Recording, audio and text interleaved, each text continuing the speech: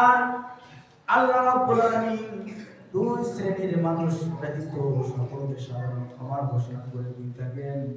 ওই দুই শ্রেণী হলো আল্লাহ রাব্বুল আলামিন রাসূল সাল্লাল্লাহু আলাইহি ওয়াসাল্লাম বলেছেন, ইল্লা লিল মুশরিকিন, যারা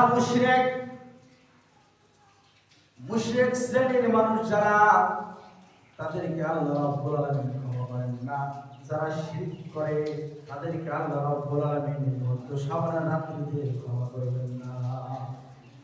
যারা বিভিন্ন শিরকে লিপ্ত, যারা অমুসলিম আছে এবং মুসলমানদের ভিতরে যারা শিরকে লিপ্ত, তাদেরকে আল্লাহ রাব্বুল আলামিন ক্ষমা করবেন না। শিরক মানে আল্লাহর সাথে অংশীদার সাব্যস্ত করা, আল্লাহর ক্ষমতার সাথে, আল্লাহর গুণের সাথে অংশীদার সাব্যস্ত করা। ওয়াহদাহু লা শারীকা লাহ, আল্লাহ এক, তার কোনো শরীক নাই।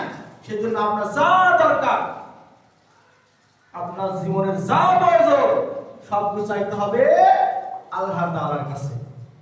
পৃথিবীর আর অন্য কারো কাছে সাহায্য চাওয়া যাবে না, মাথা নত করা যাবে না। তাহলে এক শ্রেণী, প্রথম শ্রেণী হলো যারা মুশরিক, তাদেরকে আল্লাহ রাব্বুল আলামিন ক্ষমা করেন না।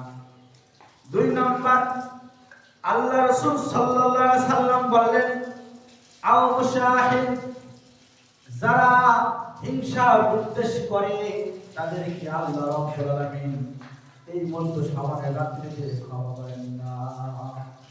হিংসা বিদ্বেষ এটা আমাদের সমাজে ভরপুর। সেজন্য যারা হিংসা বিদ্বেষ করে